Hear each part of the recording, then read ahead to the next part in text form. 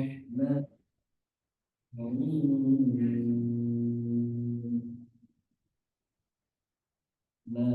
لكم كيف تحكمون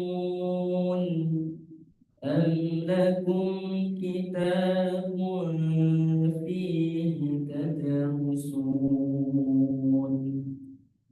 إن لكم فيه لما تخيرون أم لكم أيمان علينا ذلك شركاء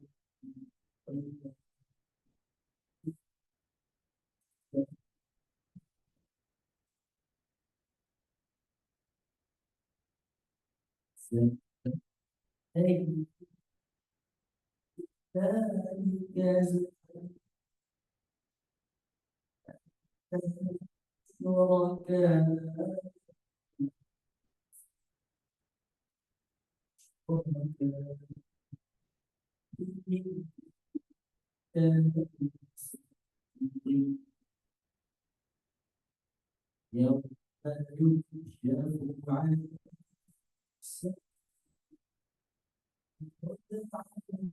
إلى السجود فلا يستطيعون خاشعة أبصارهم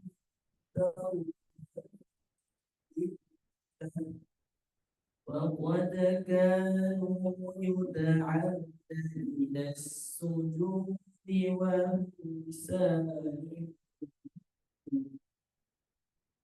فتقضي وتكذب بها الكذب سنستدرجهم من حيث لا يعلمون صدق الله العظيم.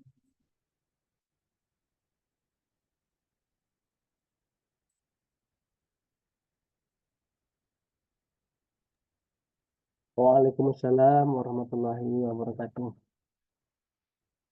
Alhamdulillahirrahmanirrahim. Setelah kita dengarkan bersama tadi tilawah Al-Quran, Quran Surah Al-Qalam. Mudah-mudahan baik yang membaca maupun yang mendengarkan bertambah keimanan kita kepada Allah Subhanahu wa taala. Amin ya rabbal alamin. Hadirin hadirat yang berbahagia, alhamdulillah telah hadir bersama kita guru kita Ustadz Dr. Harjani Hefni yang insya Allah pada kesempatan pagi hari ini kita akan melanjutkan kajian tafsir Quran Surah Al-Qalam. Kepada Ustadz disilahkan.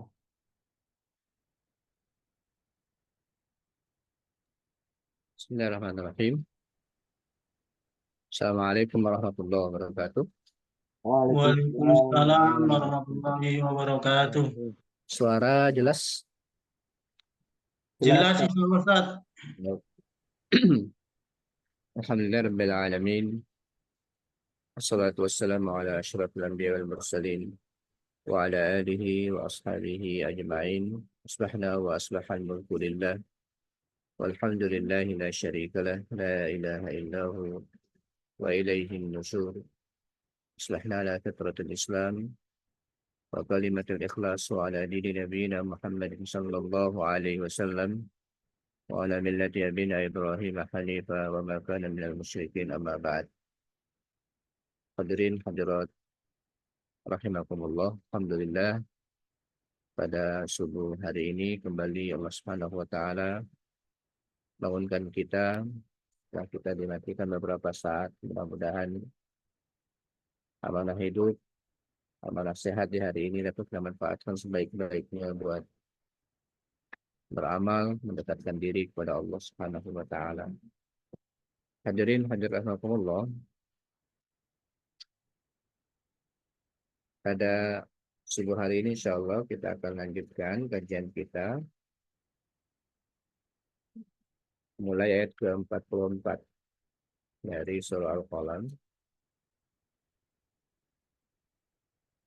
Pada pekan yang lalu kita sudah membahas ayat-ayat tentang bagaimana nasib orang-orang yang eh, tidak peduli dengan perintah-perintah Allah Subhanahu wa taala nanti pada hari kiamat.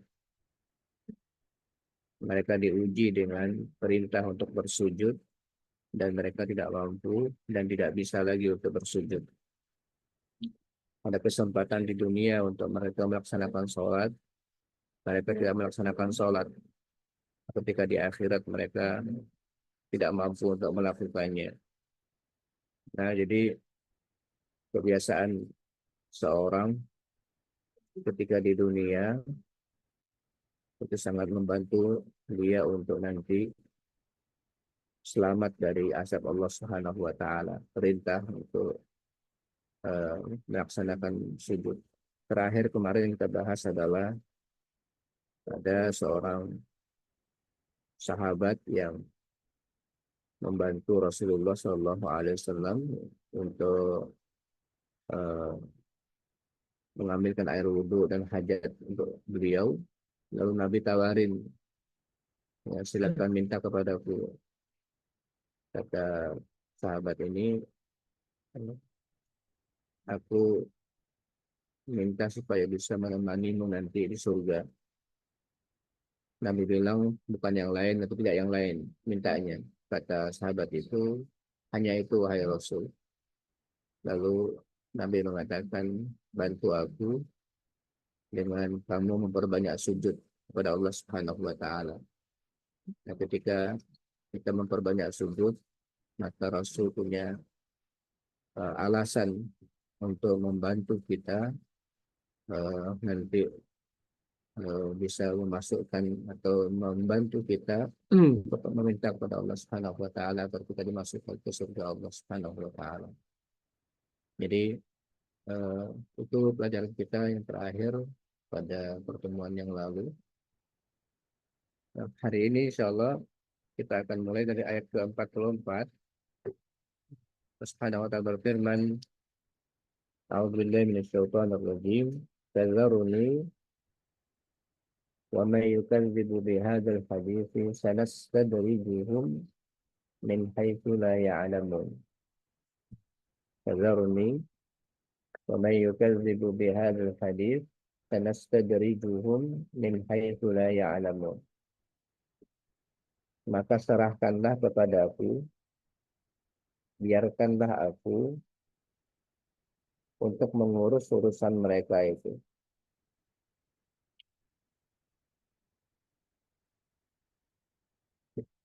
Yaitu mengurus urusan orang-orang yang mendustakan bihadzal hadis, perkataan ini yaitu Al-Quran.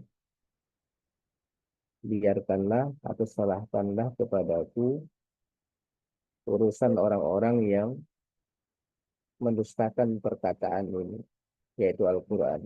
Fadzaruni wa may yukadzibu bihadzal hadis sanastadrijuhum min haitsu la ya'lamun. Kelak akan kami hukum mereka berangsur-angsur dari arah yang tidak mereka ketahui. Sanastadrijuhum min haitsu la ya'lamun. Kelak akan kami hukum mereka secara berangsur-angsur dari arah yang tidak mereka ketahui. Hadirin hadirat rahimakumullah. Ayat ini dan sebelum kita bicara detailnya, saya ingatkan lagi bahwa surah Al-Qalam ini adalah surah yang turun di awal-awal dakwah Nabi. Ada yang mengatakan surah kedua, ada yang mengatakan surah ketiga. Jadi memang dakwah masih dalam suasana yang sangat memprihatinkan. Banyak orang yang mencemooh, banyak orang yang memusuhi, kemudian yang tidak peduli, yang mendustakan Nabi. Di awal-awal kan kita membaca bahwa ada tuduhan Nabi itu gila dan sebagainya. Itu suasana di surah Al-Qalam yang sedang kita pelajari ini. Nah, banyaknya eh, intimidasi, kemudian eh, ada sahabat yang eh, di eh, disiksa, kemudian juga sampai kaum muslimin diisolir, ya, eh, beberapa tahun lamanya, kemudian disakiti, diejek. Itu suasana-suasana yang terjadi, ya, di awal-awal dakwah ketika di Makkah Al-Mukarramah.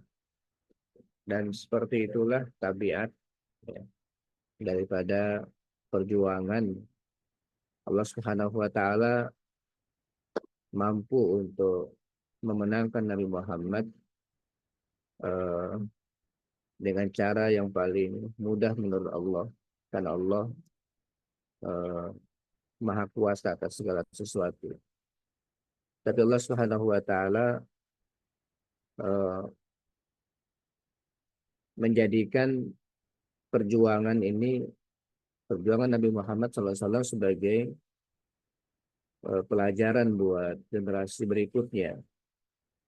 Meskipun beliau Nabi, para sahabat juga yang dekat-dekat dengan Allah Subhanahu wa taala, tetap saja yang namanya dakwah itu perlu perjuangan yang berat, perjuangan yang harus eh, mengorbankan harta, waktu, pikiran, kadang-kadang fisik eh, untuk tegaknya agama ini.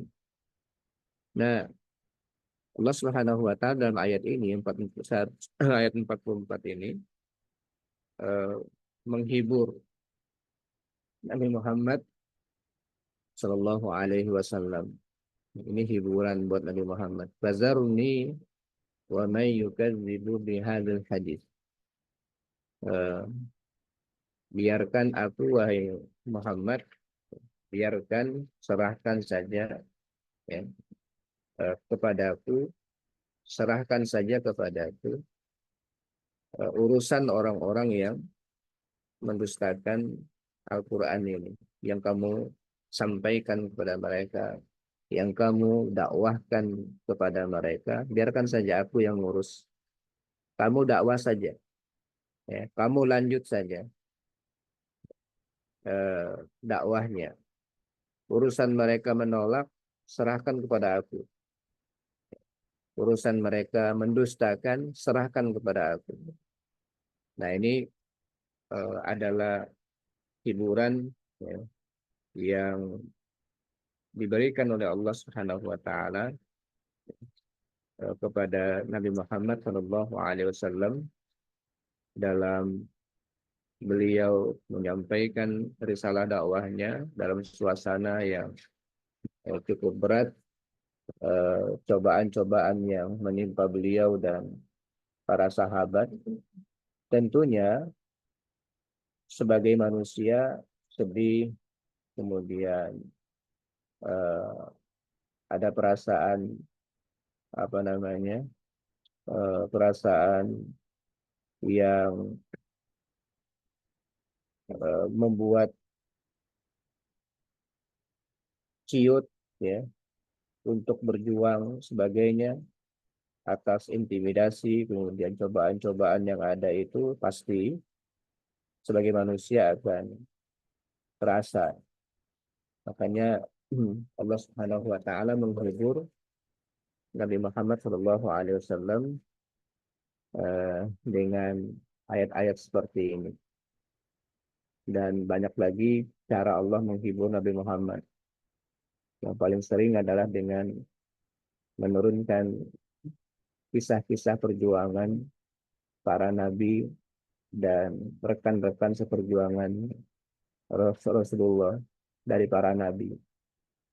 Nah, ini sering sekali Allah menurunkan kisah-kisah bahwa yang mengalami seperti ini dalam berjuang tidak hanya engkau, wahai Muhammad, tapi juga eh, sahabat-sahabat kamu dari para nabi yang lain. Nah, Allah Subhanahu wa taala menyatakan fadzarni wa may yukadzibu bihadzal hadits.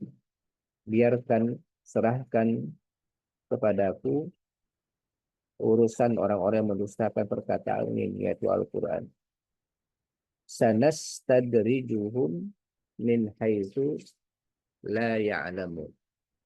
Sanastadrijuhum min haitsu la ya'lamun.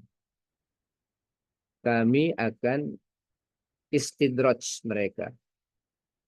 Kami akan lakukan istidraj terhadap mereka dari arah yang tidak mereka ketahui. Dari arah yang mereka tidak ketahui. Nah, ini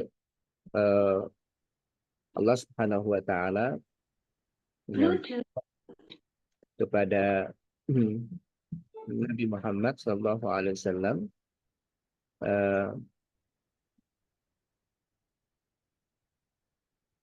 dari kata-kata istidraj itu sebenarnya dari kata daraj. Daraj itu anak tangga tuh. Namanya daraj, naik, naik, naik. Nah, itu namanya istidraj.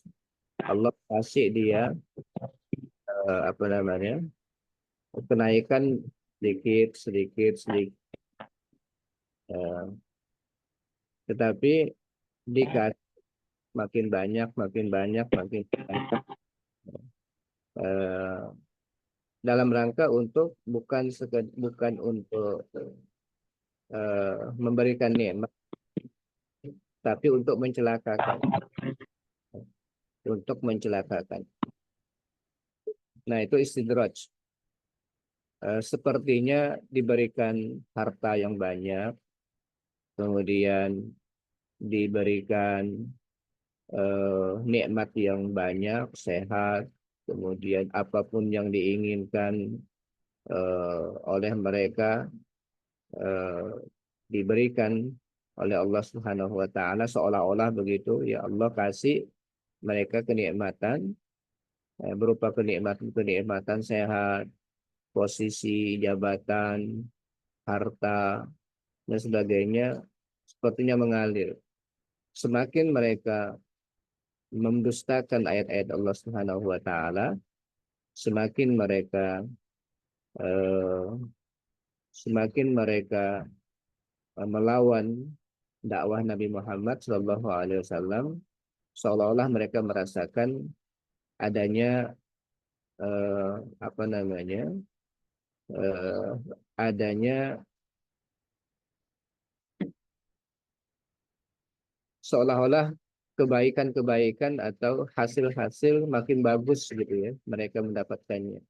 Tapi padahal itu sebenarnya dalam rangka untuk ada operasi gelap ya yang menghukum, itu hukuman buat mereka sehingga mereka semakin geeran gitu ya ketika melawan dakwah, mendustakan ayat-ayat, seolah-olah kok semakin tidak ada masalah, ya, tidak ada masalah, bahkan aman-aman saja ininya kesehatan mereka, aman-aman saja pangkat mereka, jabatan mereka, rezeki mereka aman-aman saja. Nah, gitu itu namanya istidraj. Sehingga geeran, kalau gitu nggak apa-apa melakukan pelanggaran dan seterusnya. Nah, itu yang disebutkan di sini. Nah, maksud dari istidrat ini adalah an yatadarraj ila syai' fi khufiyatin qalilan qalilan. Ya. Ada secara bertahap dari satu posisi ke posisi yang lain secara kondisi yang tidak terasa ya. Umpamanya diberikan tadi itu nikmat-nikmat dan seterusnya. Allah Subhanahu wa taala bukakan kepada mereka pintu rezeki, kemudian banyak sekali pintu-pintu untuk mendapatkan kenikmatan hidup. Nah, ketika mereka sudah yaghtarru, bahasa Ibnu Katsir, hatta yaghtarru bima hum fihi wa ya'taqidu annahum ala syai'. Ketika mereka menganggap itu nggak masalah, lalu dengan mereka melawan perintah itu semakin aman atau semakin ya, semakin baik posisi mereka, maka pada saat itu nanti Allah Subhanahu wa taala akan binasakan mereka. Ya. Allah Subhanahu wa taala akan binasakan mereka. Nah, itu sanastadrijuhum min haitsu la ya'lamun. Ini yang terdapat dalam surah Al-An'am, falamma nasu ma dzukiru bihi fatahna 'alaihim abwaaba kulli syai' hatta ya idza farihu bima utu akhadnahum baghtatan fa idza hum mublisun fa quti'a dabirul qaumil ladzina zalamu walhamdulillahi rabbil alamin.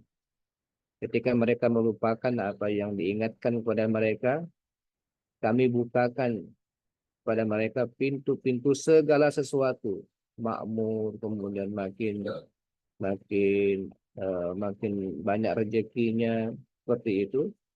Ketika mereka gembira, senang, bangga dengan perbuatan mereka, tiba-tiba kami turunkan bencana sehingga mereka nggak bisa berbuat apa-apa dan akhirnya mereka celaka.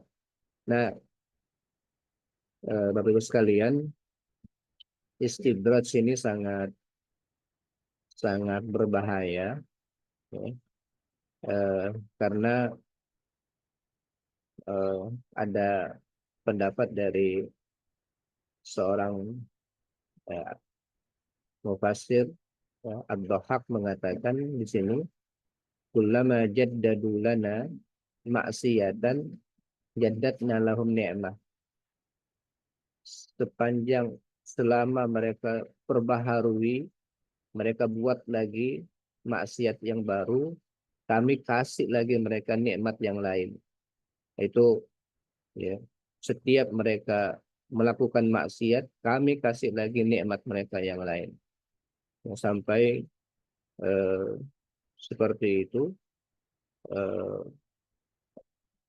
istidraj itu wakila ya, didinnun wa naza'a syaitan ya wasawisahu qala bi al-alqab wal karamat sampai sanastadri min haitsu la ya'lamun ya, itu betul-betul mereka eh, tidak tahu nanti tiba-tiba akhirnya mereka mendapatkan hukuman dari Allah Subhanahu wa taala karena merasa bahwa eh, mereka seolah-olah mendapatkan pembenaran dari perbuatan mereka yang salah ini.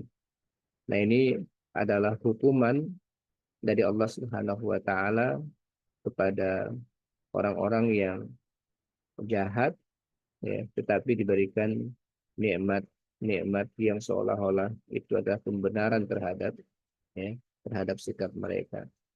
Nah, eh,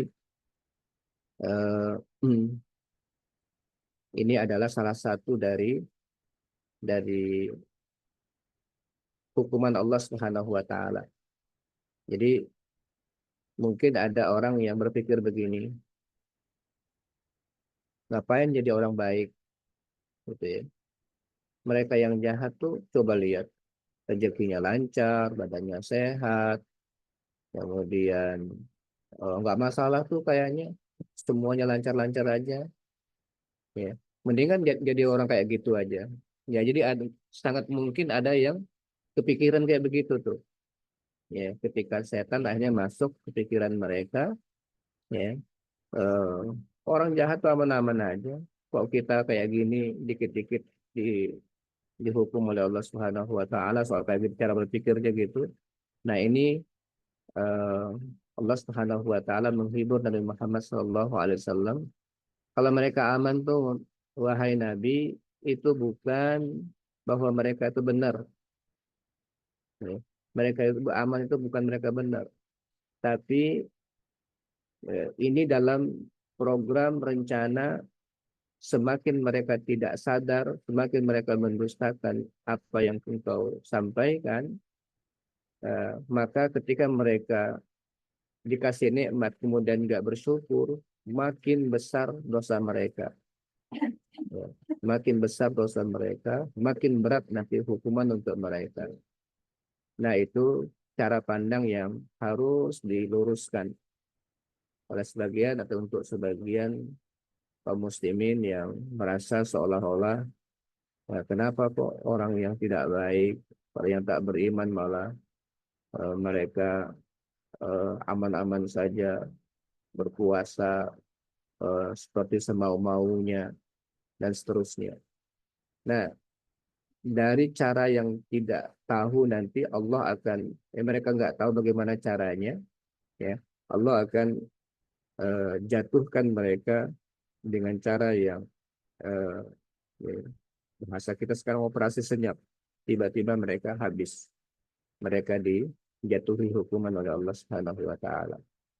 Nah, bagaimana nanti akhirnya orang-orang yang merasa hebat dan berkuasa kayak begini ternyata kalau ini dihitung dakwah di Mekah itu sekitar awal-awal itu sekitar eh, tahun ke-3, 4 begitu dakwah Nabi. Nabi berada di Mekah selama 13 tahun. Nah, ini luar biasa intimidasi, kemudian beratnya dakwah Nabi Muhammad. Ternyata setelah hijrah, ya, setelah hijrah, kemudian tahun ke-10 hijrah, ya, tahun ke-8 Hijriah, terjadi Amul Fatah, ya, Makkah ditaklukkan. Ternyata ya, orang-orang yang ini semua tunduk kepada Nabi Muhammad dan kaum muslimin. Dan sebelumnya di tahun kedua saja Badar ternyata mereka menganggap diri hebat, ya. Ternyata mereka akhirnya dikalahkan oleh Allah Subhanahu wa taala berhadapan hanya dengan 313 pasukan kaum muslimin. Sejak tahun kedua itu mereka sudah merasakan bahwa mereka sudah mulai kewalahan untuk berhadapan dengan kaum muslimin. Nah, Allah Subhanahu wa taala mengistidraj mereka dengan cara-cara, ya biarkan aja lah Muhammad, kamu terus saja lanjutkan dakwah kamu. Ya, urusan mereka aku yang atur nantinya. Bagaimana cara menjatuhkan mereka. Ya, biar aku yang atur. Nah, inilah yang perlu sekali untuk menjadi pertimbangan, kemudian renungan kita kalau ada rasanya berdakwah, kemudian kaum muslimin kok kayak di Palestina ya, kok nggak menang-menang sih? Ya, kenapa mereka itu berbuat jahat eh, seolah-olah aman-aman saja? Itu istidraj. Itu adalah istidraj. Dari arah yang tidak tahu nanti bagaimana Allah akan mengatur, ya, bahwa mereka akan mendapatkan hukuman dari Allah Subhanahu wa taala yang seberat-beratnya, ya. Nah, ini adalah hukum pasti, ya. Ini hukum pasti, tapi yang perlu kita lakukan adalah kita eh, selalu meminta kepada Allah Subhanahu wa taala supaya orang-orang yang zalim dihukum sesuai dengan kezalimannya, orang-orang yang terzalimi dibantu oleh Allah Subhanahu wa taala. Kemudian mereka kita bantu juga dengan doa semoga mereka istiqomah dalam ketaatan kepada Allah Subhanahu wa taala. Ada sebagian harta kita bantu mereka agar mereka tidak kesulitan dalam menjalani kehidupan dalam kondisi seperti itu. Ya.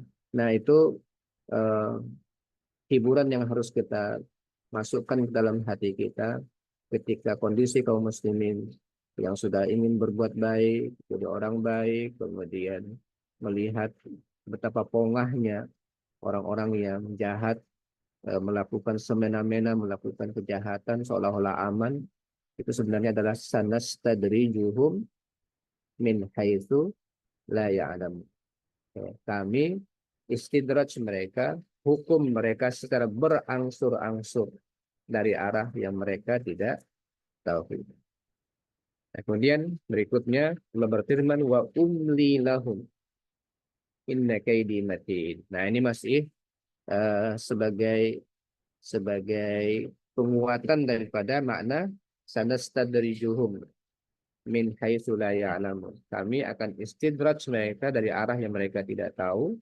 Wa umli lahum, dan aku beri tenggang waktu kepada mereka. Aku beri tenggang waktu kepada mereka. Wa umli lahum. Inna kaidi matin. Inna kaidi matin. Sungguh rencanaku sangat teguh. Sungguh rencanaku sangat kuat. Ya, rencanaku sangat kuat. Jadi hadirin, hadirahmakumullah, ini masalahnya bukan kalah menang, tapi masalah ada rencana dari Allah Subhanahu wa taala sudah dibuat demikian rapinya. Ya. Ada rencana Allah yang dibuat demikian rapinya dengan hikmah yang sudah Allah Subhanahu wa taala pasti ketahui. Kenapa ditunda kemenangan kaum muslimin ketika di Mekah, dibiarkan dulu mereka berjuang dengan sangat beratnya. Itu ada rencana Allah Subhanahu wa taala. Dibiarkan orang-orang kafir eh, untuk melakukan intimidasi, percobaan pembunuhan terhadap Nabi Muhammad, bahkan sampai ada blokade, sampai sulit untuk makan dan sebagainya. Itu Allah Subhanahu wa taala berikan pendidikan yang sangat mahal kepada para sahabat, pada Rasulullah dan para sahabat. Itu adalah dalam rencana Allah Subhanahu wa taala yang sangat kokoh, ya.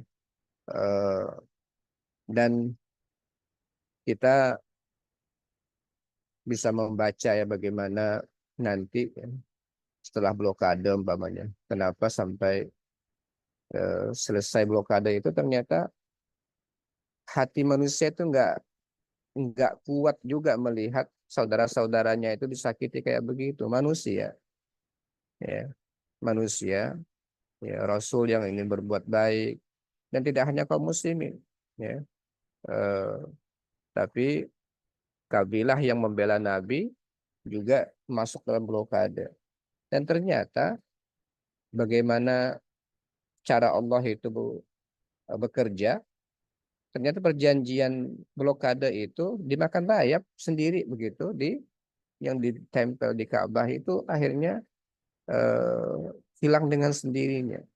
Nah, itu bagaimana cara-cara Allah Subhanahu wa taala bekerja. Itu namanya ada rencana yang sangat teguh dari Allah Subhanahu wa taala yang terus berjalan, terus bekerja. Nah, tugas kita adalah lanjutkan, ya. Tugas kita adalah lanjutkan amal dakwah, lanjutkan kita berbuat taat kepada Allah Subhanahu wa taala. Ini pesan yang diberikan oleh Allah Subhanahu wa taala. Mereka akan diberikan kenyamanan, kesenangan beberapa saat, beberapa waktu, ya. Tapi cara Allah bekerja sangat kuat, sangat kokoh. Ya, rencana Allah kapan mereka akan dijatuhkan, ya, kapan mereka akan dikalahkan, itu sudah dalam rencana Allah Subhanahu wa taala. Nah, hadirin rahimakumullah, inilah yang diberikan oleh Allah Subhanahu wa taala kepada Rasulullah sallallahu alaihi wasallam saat di Mekah. Ketika turun surah ini, wa umli lahum, aku akan kasih mereka tenggang waktu. Nah, kita ketika baca ayat ini serasa membaca suasana di Palestina ya. Ini akan aku kasih mereka tangguh. Kasih aku mereka tangguh. Nah, mereka menang di 48. Mungkin ada juga kesalahan kaum muslimin, pasti ada. Sehingga Allah Subhanahu wa taala berikan teguran dan pelajaran. Kemudian akhirnya muncul nanti perjuangan melawan 88. eh, Adanya intifada dan seterusnya. Nah, sekarang juga masih mereka seolah-olah berkuasa, tapi sepertinya sudah mulai rapuh. Ya, di dalam negeri mereka sendiri eh, sudah banyak yang melakukan demonstrasi menolak agresi terhadap Gaza. Kemudian di seluruh dunia juga sudah mulai bergerak untuk menghentikan kejahatan daripada Israel tersebut. Nah, ini ada cara yang Allah Subhanahu wa taala berikan. Wa umli lahum, aku kasih mereka tenggang waktu. Sungguh rencanaku sangat kuat dan sangat teguh. Wa umli lahum inna kaidi matin. Sesungguhnya rencanaku sangat kuat, kata Allah Subhanahu wa taala. Jadi inilah yang kita perlu terus jadi hiburan kita, renungan kita. Jangan sampai ucapan kita keluar. Kenapa sih kok nggak langsung hancur saja itu? Ya. Kenapa kok mereka nyaman-nyaman aja melakukan hal yang jahat dan sebagainya? Itu adalah dalam rangka istidrat. Sanastadrijuhum min haitsu la ya'lamun wa umli lahum inna kaidi matin. Aku akan tangguhkan, beri tenggang kepada mereka. Tunggu, rencanaku sangat teguh. Jadi sudah ada rencana-rencana yang Allah Subhanahu wa taala programkan, kapan, berapa lama, bagaimana, itu sudah dalam rencana Allah Subhanahu wa taala. Tugas kita adalah lanjutkan dakwah, kemudian laksanakan perintah Allah dengan sebaik-baiknya. Nah, insya Allah akan ada waktunya Allah Subhanahu wa taala memberikan kemenangan, karena janji kemenangan itu adalah kepada orang-orang yang bertakwa. Berikutnya Allah berfirman, antas aluhum ajron fahum min maghramin musqalun. Ini masih pertanyaan berikutnya. Kenapa sih mereka nolak dakwah Nabi Muhammad itu? Apa alasannya nolak? Ya, apa alasannya nolak? Yang diajak kepada yang baik-baik, orang yang mengajak terkenal manusia yang paling amanah, paling jujur, belum mengajak kepada Islam. Mereka nobatkan Nabi Muhammad sebagai Al-Amin, ya, sebagai manusia yang paling jujur, nggak pernah berdusta, dan sebagainya. Mereka sadar itu. Kemudian pertanyaan berikutnya, ada motif ekonomi nggak ini Nabi Muhammad ini? Amtas aluhum ajron, tahum min maghramin musqalun. Apakah engkau Muhammad meminta imbalan kepada mereka, minta upah, sampai mereka itu terbebani dengan hutang? Ya, sampai mereka terbebani dengan hutang. Sehingga mereka itu tidak mau menerima dakwahmu karena mereka disedot ekonominya, dibebani secara ekonomi, ya, sehingga akhirnya mereka keberatan karena eh, engkau itu meminta, ya, imbalan yang akhirnya membuat mereka seolah-olah dibebani dengan hutang, ya, ketika kamu menyampaikan dakwah. Nah, sampai seperti itu, akhirnya mereka menolak. Alasannya, antas aluhum ajron, fahum min maghramin musqalun. Apakah engkau Muhammad meminta imbalan kepada mereka, sehingga mereka dibebani dengan hutang? Ya, bahkan Di sini bukan saja hutang biasa, muskolun, dibebani, beban berat, ya, sehingga eh, engkau itu datang bukan untuk memberikan solusi, tapi ngasih mereka beban karena engkau menarik kepada mereka eh, imbalan yang sangat berat, ya, sehingga mereka keberatan untuk menerima kehadiranmu. Ternyata ini juga tidak bisa mereka jawab, ya, karena Nabi Muhammad tidak mengharapkan itu. Bahkan mereka yang nawari minta harta, ternyata Nabi Muhammad SAW juga apa namanya, mereka kalau Nabi Muhammad minta harta, kami akan kasih mereka sebanyak-banyaknya, beliau sebanyak-banyaknya. Ternyata Nabi bukan itu motifnya, dan seterusnya. Kemudian eh, berikutnya yang terakhir hari ini, am indahumul ghaibu fahum yaktubun. Atau mereka mengetahui yang gaib lalu mereka menuliskannya, ya. Atau mereka punya yang gaib sehingga mereka menuliskannya. Maksudnya adalah eh, maksudnya adalah mereka menolak ini, apakah mereka mempunyai pengetahuan tentang yang gaib atau mempunyai seperti Lauhul Mahfuz yang mencatat segala sesuatu yang mereka kehendaki, yaitu bukti kebenaran pendapat mereka, ya. Jadi mereka nolak itu karena ada informasi, kira-kira apa namanya bahasa kita, ada ada ada informasi yang tersembunyi, masa bahasa di sana catatan gaib, bahwa mereka itulah yang benar, ya. Mereka itulah yang benar, mereka itulah yang berada dalam al-haq, sehingga mereka mereka akhirnya menolak sekeras-kerasnya dakwah Nabi Muhammad karena menganggap Muhammad itu adalah salah, dan mereka punya catatan kitab bahwa mereka itu dalam dalam alam gaib mereka, bahwa mereka itu adalah yang benar. Ternyata semuanya nggak bisa dijawab. Mereka nggak punya apa-apa. Bahkan yang terjadi adalah sebenarnya dalam hati kecil mereka Muhammad itu benar. Dengar Quran mereka asyik, ya. Sehingga memang nggak bisa mereka untuk menjawab apapun yang ditanyakan oleh Allah Subhanahu wa taala lewat Nabi Muhammad ini. Kenapa sih alasan kalian nolak dakwah ini?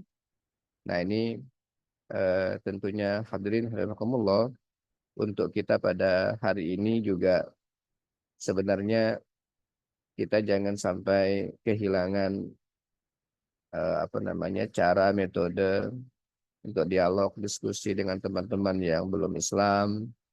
Kalau ada kesempatan untuk mengajak mereka masuk Islam, atau paling tidak apa namanya, kita ngobrol-ngobrol santai dengan mereka. Eh, kita yakin betul bahwa mereka senang dengan ajaran agama Islam. Ya, buktinya begini. Ya, buktinya begini.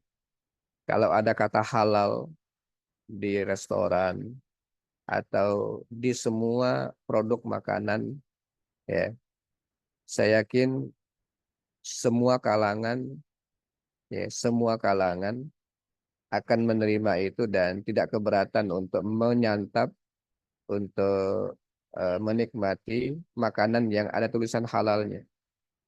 Ya, semua kalangan, siapapun nyaman, aman kalau ada tulisan halalnya. Jadi itu sebenarnya gambaran bahwa Islam ini diterima oleh semua, dan hati semua semua manusia itu menerima Islam. Ya, buktinya seperti itu. Tapi kalau kita orang Islam ini, kalau ada orang lain nulis halal gitu, tapi nggak apa namanya belum terbukti kehalalannya, jiwa, hati ini nggak bisa dipungkiri, nolak, ya. Dari hati yang dalam nolak. Tapi kalau mereka sembelihan kita, mereka nikmati, mereka nyaman, nggak ada kendala untuk menikmatinya. Itulah Islam. Jadi sebenarnya mereka itu dengar Quran nyaman, yang didakwakan oleh Nabi Muhammad tidak ada masalah. Lalu kenapa nolak? Nabi Muhammad nggak membebani mereka dengan ekonomi.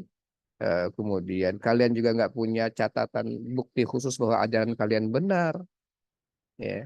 Nggak punya catatan di gaib sana bahwa kalian benar. Lalu apa alasan nolak?